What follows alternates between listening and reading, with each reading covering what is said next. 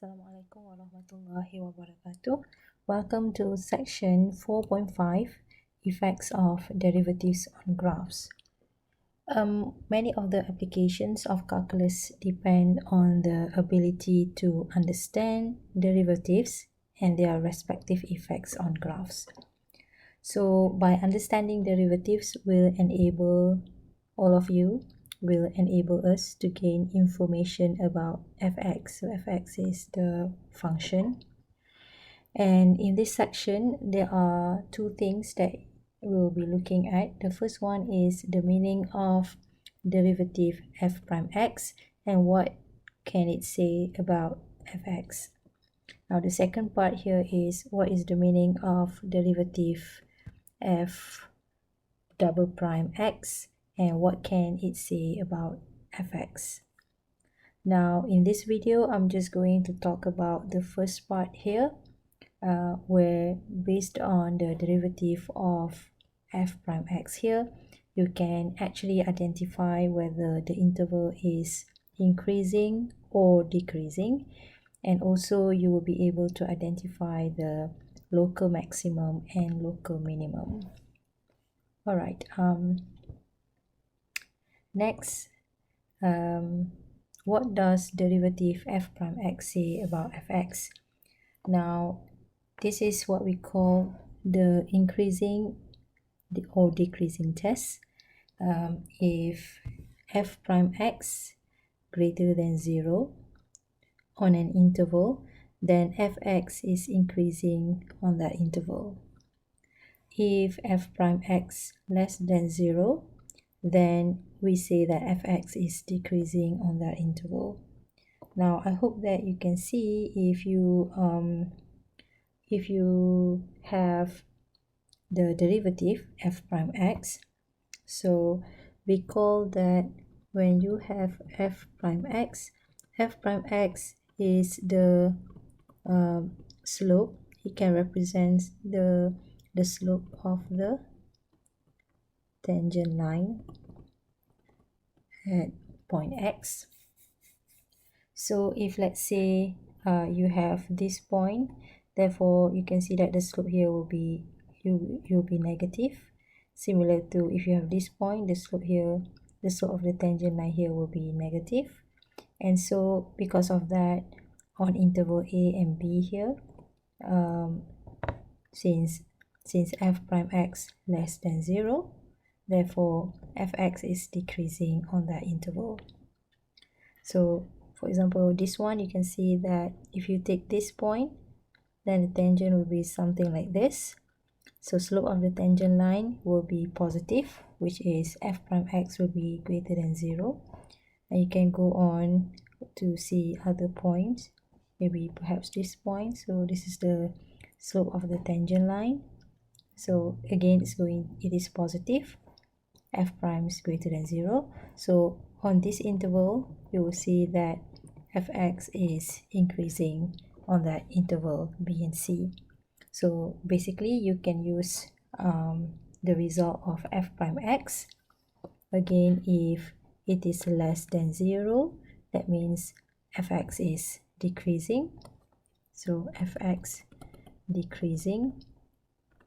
And if you get the answer is greater than 0, that means your function fx is increasing. Okay, next. So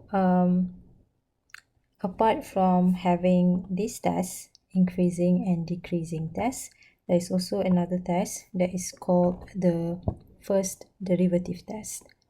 Suppose that c is a critical number or critical point of a continuous function. Now, how do we get this critical number or critical point? The critical number of a function is a number, we call it c, we can name it as c, where if you substitute c into f prime x, so if you substitute c into f prime x, the answer will be equal to 0. So if you substitute c into x, you will get the answer here as 0. Or it can also be doesn't exist. but this one I will explain later on. Alright, so once you have managed to get the critical number or critical point, therefore if you see that f prime x changes from positive to negative at c, therefore the function fx has a local maximum at c. And if f prime x changes from negative to positive at c, then this function here has a local minimum at c. And if f prime x doesn't change the sign, then function fx has no local maximum or minimum at c. And I think these statements given here are best represented if you look at the following diagram. Now, as you can see here, this is the slope of the tangent line, and obviously the slope is negative, okay, because it's going downwards. So your f prime x here will be less than 0. And this is C, this is the critical point.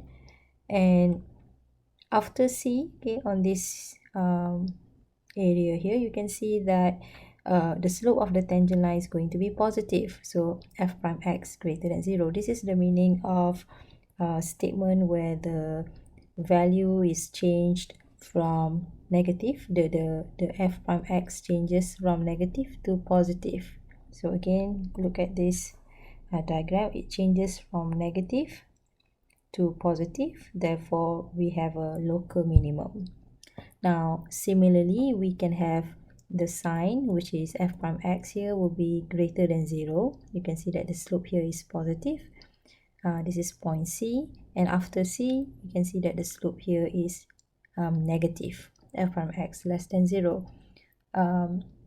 Therefore, because of that, we have a local maximum on point C. Now, sometimes you may get f prime x that does not change in terms of positive or negative. It maintains as it is. For example, this is where the slope is positive, so f prime x greater than 0. So that is before point C, and after point C, the slope is also positive. F prime x is greater than 0, so it doesn't change. Therefore, we can say that this is no maximum or minimum at this point. Now, similar to this one, we can see that f prime x less than 0, the slope is negative before point C, and just right after point C, the slope is still negative. F prime x is less than 0, and therefore at this point there is no maximum or minimum. Alright, I think I'll just stop there, and I will continue with example 4.10 in the next video, where you can see the application of what you have seen just now in answering example 4.10. Thank you very much for watching.